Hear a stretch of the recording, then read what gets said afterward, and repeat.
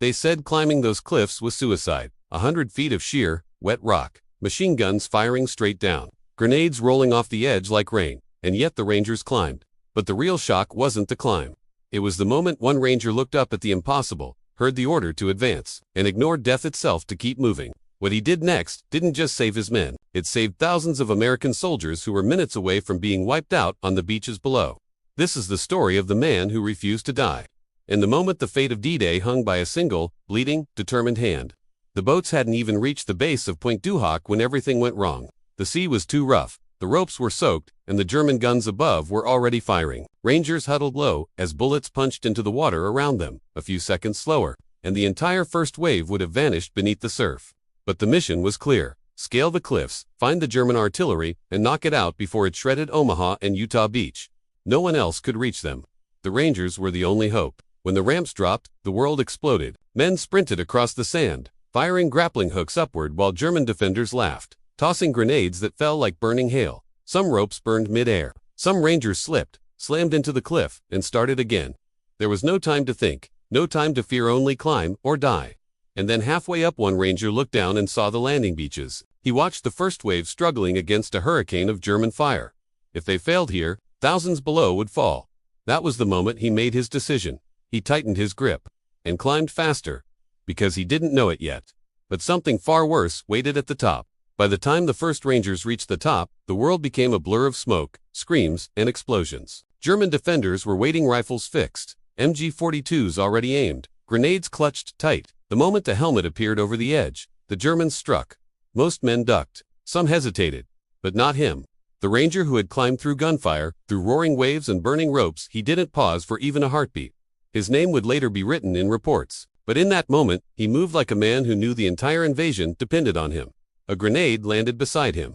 He kicked it back. A German charged with a bayonet. He stepped in and dropped him before the others even registered the danger. Then came the real shock. A burst of machine gun fire tore across his shoulder, sending him crashing into the dirt. Anyone else would have crawled back. Anyone else would have waited for a medic. But he forced himself up, blood soaking through his uniform, and kept pushing forward. Why? Because the artillery they were hunting, the massive guns aimed at the beaches, were nowhere to be seen. The bunkers were empty, the concrete silent. Someone had moved the guns, and if they didn't find them fast, Omaha Beach would become a graveyard. And somewhere behind the hedgerows, a single clue waited, one that changed the mission in seconds. The Rangers scanned the empty casemates in disbelief. These massive bunkers were supposed to hold 6 155mm guns, heavy artillery powerful enough to tear Omaha Beach into pieces. But instead, only burnt wood, empty mounts, and fresh boot prints remained. That's when the Ranger noticed it, tracks in the dirt. Barely visible, almost brushed away, but not enough to fool a man who had survived this long. The impressions led inland, toward a narrow path, choked with hedgerows. He signaled his squad, adrenaline drowning the pain in his shoulder. They followed the trail into the trees. Silence swallowed them whole. No gunfire, no voices, just the faint crackle of burning fuses carried by the wind. Then he froze. Through the brush, barely visible, were the missing guns, not abandoned, not destroyed, fully operational and pointed directly at Omaha Beach. A German crew was preparing them, unaware the Rangers were only meters away. The Ranger's pulse hammered in his ears. If those guns fired Devon once, the landing force below would suffer unimaginable slaughter. He didn't wait for orders. He sprinted. The first German turned too late. A single strike dropped him. The others reached for weapons, shouting, scrambling, but the Rangers were already upon them, fighting with the desperation of men who knew time was measured in seconds. And then he saw it, a lit fuse leading to a stack of shells. If that went off, every Ranger here would vanish in an instant. But instead of running, he did the one thing no one expected. He charged straight toward it.